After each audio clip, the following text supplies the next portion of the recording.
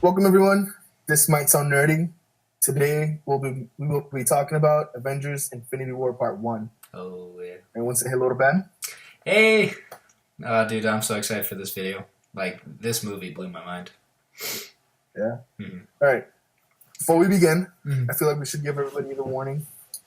Oh, yeah. Spoilers beware. We will Holy be. crap. I'm not holding anything back. Yeah, everything, like, you can't talk about this movie without spoilers. I watched reviews before this that were, like, spoiler-free, and they're kind of pointless. Like, anything from this movie at all is a spoiler, so. Yeah. Yeah. I don't think I would want to even try to hold back because you can't even get an in-depth discussion about it. But Absolutely. when did you watch it? I watched it Thursday night at 7, and then I watched it again Saturday afternoon. Yeah. Wow. You got me beat. I watched it Saturday night. Mhm. But I loved it. I thought it was amazing. I walked out of there and I was shaking with Yeah, same. anxiety. Like 24 hours afterwards, like I was just dead. Like people would come talk to me and I would just be looking off into space like I was not here. Like I was still gone. It was terrible. Let me ask you, what was your favorite part of the movie? Oh, wow. I gotta say, my favorite part was when Ebony Maw and Cull Obsidian first came to New York and, like, Tony Stark exits the Sanctum Sanctorum and it's, like, all handheld cam and, like, there's that weird, like, alarm going off and, like, there's crazy stuff going on. Like, I just really felt there in the moment and, like, the second time I watched it, it's just a really cool moment and I think the directors did a really good job and, like, they're following Tony Stark through it, and then he turns into the suit and he fights everybody, and Spider-Man comes. Like that whole scene was just awesome. Yeah, I agree. Mm-hmm. It puts you in the perspective of when there is a disaster, essentially, like things that have happened in New York in the past, where people are running away from the scene, and then you have like the brave few who are running towards it, which is one thing that I noticed too, that there were no cops or emergency responders or no firefighters running towards the scene. Everybody was running away. So I feel like it would have been a nice touch to like. Yeah, I agree. That would have been actually really cool. I never thought about that. Like if you saw firefighters running in to help too. But to be fair, he did say alert first responders. Like it just happened, so they were probably on their way. You're totally right. I forgot about that part. I don't know what my favorite part would be. I liked a lot of the moments in the movie. Exactly. I thought a lot of them were very moving. I liked seeing Thor use like all of his willpower to survive. Like the star. Yeah, that was really cool. I knew he was gonna make it out. Like it's a comic book movie. We know that the good guys are gonna win somehow. Well, not really because yeah. I was about to say, did you see the movie? Like everybody's dead now. Half the Avengers. No, I thought it was cool that he really didn't give up. He held it open as long as he could, and it was enough. And he just willed himself to leave that open. And then Groot, what's it called? Stormbreaker, right? Yeah. Stormbreaker being part Groot. That's perfect because. Yeah, I thought that was really cool, but I thought it was weird how they called it Stormbreaker because isn't that the one horse face guy's hammer? And then what's his name? Beta Ray. Yeah, Beta Ray Bill's hammer is called Stormbreaker, and then Thor's axe in the comics when he had an axe was Jabberjorn, which I was like, you should have just gone with that. I thought it was weird, but and then when he comes through the portal at like when in the Battle of Wakanda and Groot and Rocket like just beam down with him, that was so cool. And like the hammer's flipping around, hitting all the aliens, and he yells, "Bring me Thanos." Thor was the MVP in the end. It was so cool. Yeah, I really liked him.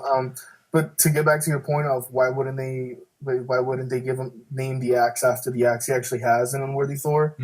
I think it's because the axe he has an unworthy Thor isn't as overpowered as Mjolnir is. Yeah. So, how do you pronounce it? I think it's Mjolnir. No, the axe. Oh, Jabberjorn.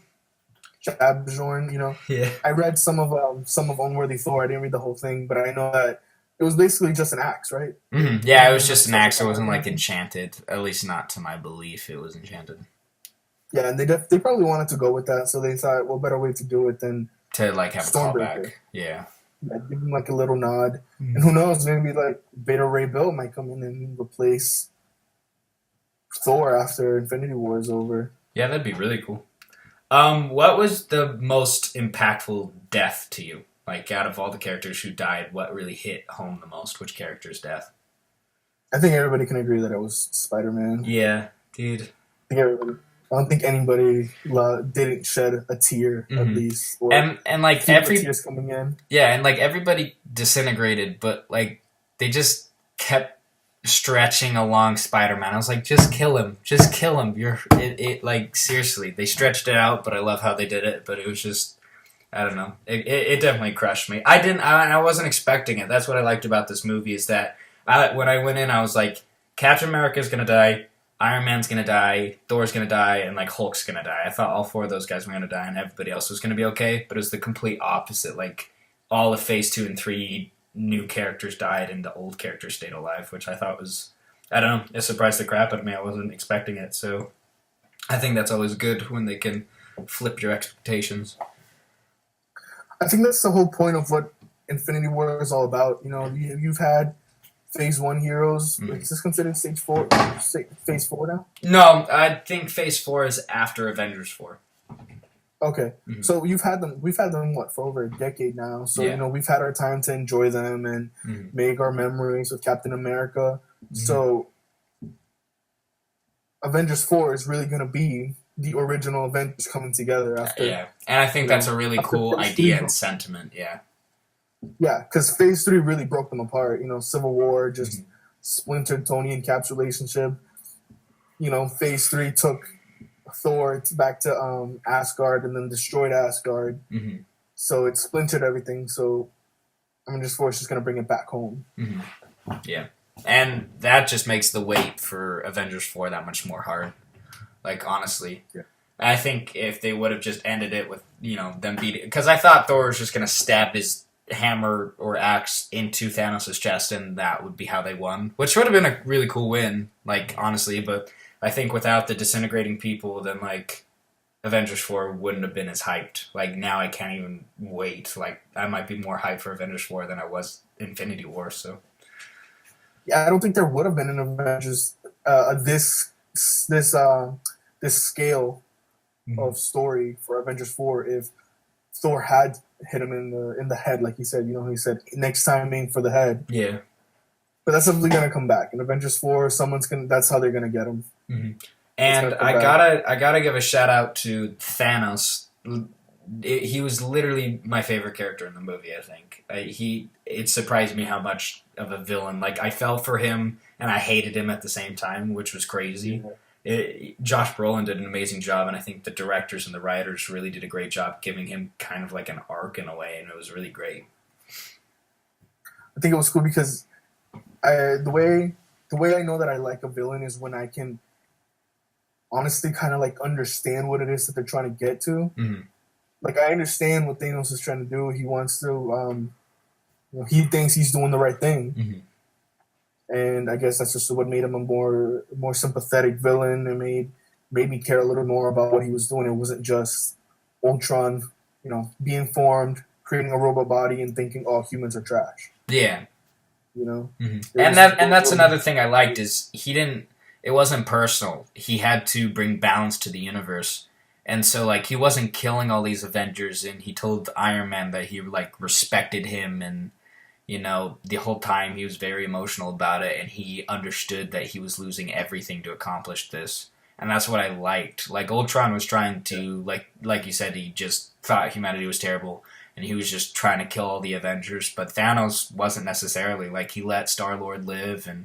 You know, well, not at the end, obviously, but the first time they met, he let Star-Lord live, and he let Tony Stark live. Like, he cares. And then I loved when Thanos reverses time and kills Vision, and then Scarlet Witch is on her knees, and he says, "I understand," and he's, like, patting Scarlet Witch's head, and I was like, that's almost like, I don't even know, he's almost sympathetic. Like, he understands that what he's doing is unfavorable, and that he's hurting a lot of people, but he thinks he has to. It's like a prime example of the whole, like, it's a dirty job, but someone's got to do it, and who better than me? But he says that line. I forget what movie it is, but the gauntlet is like being held in something, and it Oh opens yeah, up, and he puts it on. He's like, "Fine, I'll do it myself." yeah, What movie yeah. was that? Age of Ultron end credit scene. There you go. Yeah. So he's all about getting it done himself. Mm-hmm. And another thing that just made him a sympathetic kind of bad guy was that he cared about his henchmen. So like, yeah, they made the Black Order more henchmen than personified. Like none of them really had a personality. Mm-hmm. A lot of them didn't really talk beyond torturing the Avengers and whatnot. Mm-hmm. But when he found out they were all dead, he was actually kind of like moved by it. He was actually kind of bummed out because of it.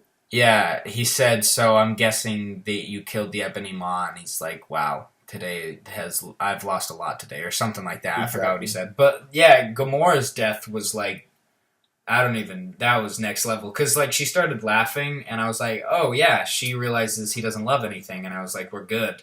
And then That's what I thought too. Yeah, and then he turned around, and I was like, oh shiz. it totally surprised me the first time. The one thing about these comic book movies that I've come to realize is that I've read enough comic books where I know where the directors are heading, mm-hmm. and I'm like, okay, this is totally possible. But at the same time, I know that they don't want us to be right. Mm-hmm. So immediately, Gamora starts laughing. So I'm like, she's thinking that he doesn't love anything. Mm-hmm. The directors want us to think that too. That means that he does love something. What does he love? He loves Gamora, his daughter. Yeah. Because he obviously doesn't love Nebula. Yeah. But their relationship, they did a really good job. Yeah, but like when Gamora thinks she killed Thanos and she starts crying, like that really brought it home that it was actually love in some way, and I thought that was really cool. And I also loved how Doctor Strange gave Thanos the Time Stone. At first I was like, why would he do that? But then I kind of remembered that only one outcome they win, and I guess that's the outcome where they win, is him giving Thanos the Time Stone. Tony Stark needs to be alive for some reason, and I was talking to my coworker about that exact same scene, mm-hmm. and he basically the way he deduced it was he saw all these futures mm-hmm. where they lost, and the one future where they win is where Doctor Strange actually has a heart and gives up the Time Stone to save somebody else. Mm-hmm. So like the one future where they win is where Doctor Strange puts it all to the side and he thinks. Yeah, basically says, but I think at the same time that like no matter what, if he wouldn't have given him the Time Stone, Thanos was gonna kill him anyway. And I think it was like Tony Stark needs to be alive for him to fix everything. And I think like they almost get the gauntlet off of him. And my friend was like, well, after Star-Lord does what he needs to do, why didn't Doctor Strange just send him to Earth if he knew the outcome? And I was like, well, maybe if they would have taken off the gauntlet, he would have still waken up and without the gauntlet would have beaten them, or maybe Iron Man would have put on the gauntlet and it would have killed him. Like, maybe Star-Lord needed to freak out and ruin the plan. Like, everything that happened needed to happen in order for them to be able to fix it. So I think that's intriguing. I hope they do something with that. Yeah. Mm-hmm. I hope they explain, like, they give, like, Doctor Strange, like, his own scene mm-hmm. where they're, like, Tony's basically interrogating him and saying, why did you do what you did? Mm-hmm. I hope that there's some closure so that we know that he had a plan, that it wasn't just random. Yeah, like, it would be much better. I doubted 100% that Doctor Strange would try and save Tony Stark's life. He has no investment in Tony Stark at all. I mean, they kind of become more friends. Yeah, they kind of become more friends, but still in the end, like, they're not friends still, I wouldn't say. I would say so. That like I said, that's their character development, because at first they're on the ship and he tells Tony, if it comes down between you and the kid and the stone, I'm letting you know right now, I'm going to save the stone. Mm-hmm. So that's how they're building up his character a little bit more. They're making him more sympathetic. Doctor Strange's entire journey was going from this guy that doesn't care about anybody but his money to devoting his life to this order of, what do they call themselves? Mages? Sorcerers. Yeah. He gives up all his earthly possessions, becomes the Sorcerer Supreme, and this movie just elevates him even more to become an even better person. Mm-hmm. So, like, the vision he saw where they won was the one future where Doctor Strange puts his pride aside and trust somebody else to save the day. I like that. I didn't think Yeah. about that. That's actually that is really cool. I like that idea. I feel like this is a movie so big that there was a long movie, so that there wasn't entirely enough time for everybody to shine, even though everybody had their own moment. But Doctor Strange has literally been in one other movie, so what better time for him to have a little bit of character development than when the world is ending? Yeah, yeah. I like that. What was your least favorite part about the movie? Towards the end, after everybody was disintegrating, uh, Bruce Banner was in the Hulkbuster costume, and you could see his head was literally like copy and pasted into the armor. It took me out of the scene and just kind of like bothered me a little, and I just kind of had to. I couldn't stop focusing on it because I was like, did they run out of budget? Like, is their budget really this? Is it done by the end of the movie? What's going on? Yeah, I mean, I think there was a couple CGI moments that were pretty bad that I was like, wow, what's going on? And I didn't like how, like, in a lot of scenes, like, it's okay if you do it sometimes, but in a lot of scenes, the directors had, like, the characters in focus, but the background's blurred out. And it was, like, in every scene, and then I was starting to think, like, wow, do they not have enough money to put backgrounds behind them? Because it really started to bug me after a while. I didn't notice that, but that's like it could. I don't know what other movies did they direct. Winter Soldier, yeah, and Civil War, and I didn't notice it in that one. But the first time I watched Infinity War, I was like, literally every background behind Iron Man or Doctor Strange was blurred out, and it really bugged me a lot. While they were on Titan. Yeah, while they were on Titan, nobody had that problem on Earth, and Thor didn't have that problem. It was only the people on Titan, which was weird, but that makes total sense though to save on the budget, you know. Yeah, because it is such a big movie. So some executive was like, okay, if you want to have this in the movie, then save us money somewhere else. So yeah, I could see that being the reason, but it took me out like a couple of times out of the movie. But like, I don't know.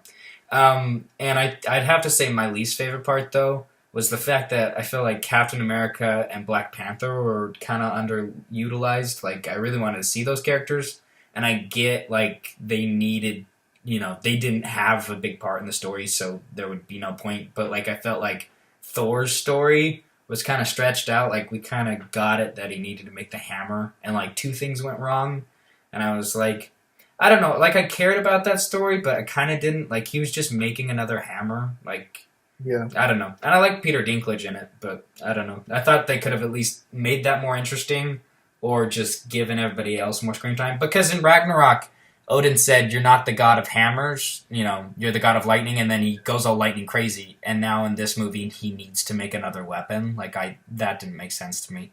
You know what I mean? Yeah. I was expecting him to go god mode like he did when he was on the Rainbow Bridge. Yeah. Was it on the Rainbow Bridge, right? Where his eyes turned blue? Yeah. I think that would have been such a kick-ass moment. Like, yeah, it was cool when he dropped in and he started throwing his axe around and there was lightning everywhere. But there was no God mode. And what better time to go God mode than, again, during the end of the world? Yeah. That kind of, yeah, and I was thinking maybe he did go God mode, but then Thanos beat him, and that's how strong Thanos is. But, like, there was a couple scenes they cut out where I wish they would have made it 3 hours instead of 2.5 hours. Like, Xandar. Like, I want to see how Thanos got that stone. I thought it was kind of weird how he just had the stone. Like, I can assume that's fine, but that would have been such a cool scene. And it could have fleshed out the Black Order even more. Like, they could have... Thanos doesn't even need to be on Xandar. Maybe the Black Order do bring him the Power Stone and Thanos isn't even there. That would have been cool. I would have liked to see the Black Order work together on Xandar. That would have been cool. And then Thanos God mode. Like, I mean, Thor God mode. I really want to see that. And also, Thor said that Thanos killed half of Asgardian civilization, and then he just leaves with the Guardians. And I was like, where are the rest of the Asgardians if he only killed half of them? And yeah, I thought that was weird. I thought that was weird too because, okay, I kind of understand why they wouldn't do Xandar because that's even more money to spend on the movie. And the Nova Corps are on Xandar, so then they would have had to create Nova powers in the MCU that hasn't been introduced just yet. Yeah. So yeah, they probably just weren't ready to do that. And then Thor, for the longest time, for most of the movie, I honestly thought that the entire Asgardian race was dead because they just casually mentioned that only half of them were killed. Mm-hmm. It was just very just like, this is what happened and that's it. Yeah, and it could have literally been like a 1 minute scene or like 30 seconds where Korg is like, come on, we gotta go. And he like gathers everybody into an escape pod and half of them escape. And then that could have been the end of it.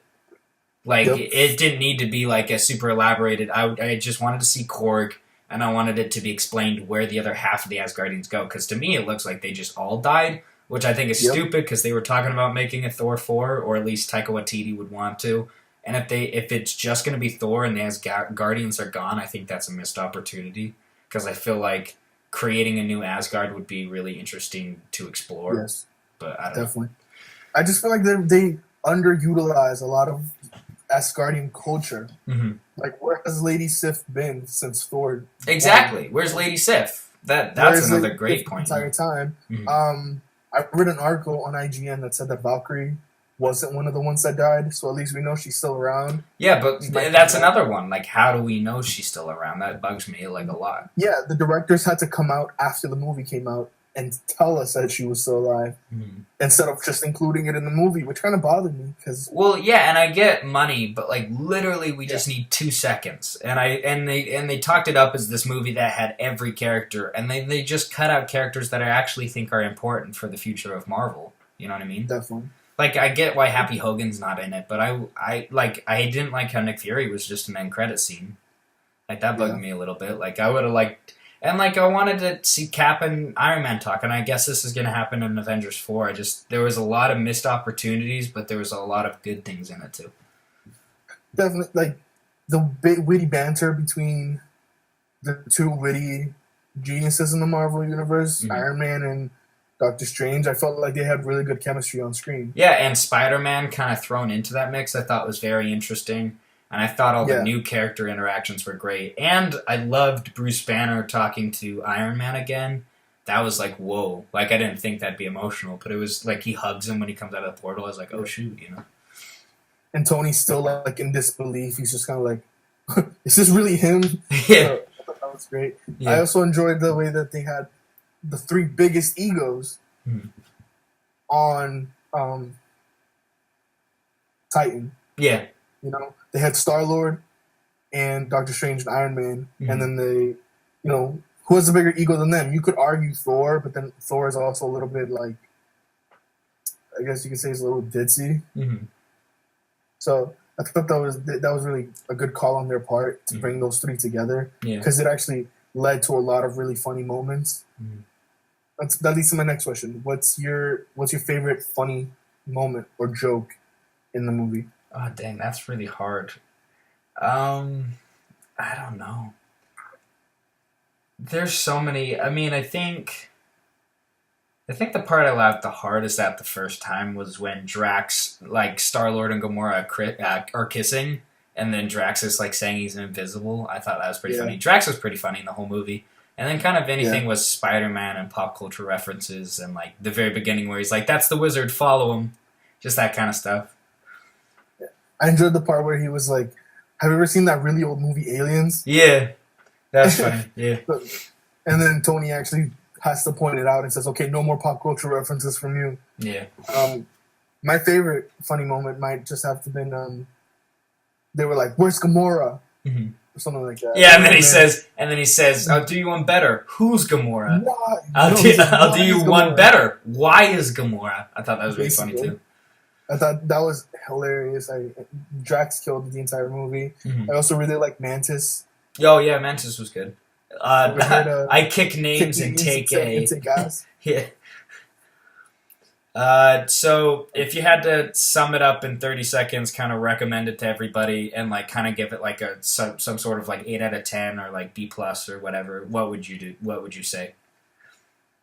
I'd say that if you like comic book crossovers, if you like stories that take a while to set up but then have a really rewarding ending, you'd probably end up loving Avengers Infinity War. If I had to give it a rating out of 10, I'd probably give it an 8.5, because it wasn't a perfect movie. It was great. It wasn't perfect. I don't think that there's a perfect movie out there, but I feel like most people that like the Avengers should give it a shot. I would say if you've been following this universe for this long, you're gonna love it. If you're kind of a casual fan, it might be hard to get into, but I think there's stuff in it for everybody. And I think there were some, I don't know, I guess I'd say missteps, but I think for the most part they really pulled it off, and they had such a big job that like what they did accomplish was really impressive. And I think just for that fact, you need to go see it just because of how impressive it is. I would probably give it, I don't know, I keep going back and forth, but I think I'm going to give it a 9 out of 10. I really liked it a lot, but like you said, it's not perfect.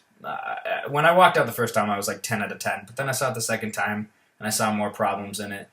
I think there are problems, but I think Avengers 4, is going to, if you didn't get what you wanted in this movie, Avengers 4 is going to get you what you wanted. So I definitely recommend going to see it. I agree. Totally. Okay, and what movies do you think are like the most important before we wrap up? Oh, that's a good question. I'd say Captain America 1, Iron Man 1, Avengers 1, Civil War, Spider-Man Homecoming, Thor Ragnarok are the most important ones to see. And Age of Ultron, I'd say. Besides that, the others are fine. So 8 movies out of all those. Oh, probably Guardians of the Galaxy. Guardians of the Galaxy 1 would be good. You don't need to see the second one. I mean, the second one's I liked a lot, but you probably don't need to see it. Yeah. My recommendations are probably... We didn't even talk about Captain America: The First Avenger, the little callback. Oh, Red Skull? Red Skull was so good, yeah. I don't know, but I just kind of like thought, wow, like we finally have some closure. No, that was the part that blew me away the most. That was the part where I was like, oh, like that was the most surprising moment to me by far. Like that blew my mind.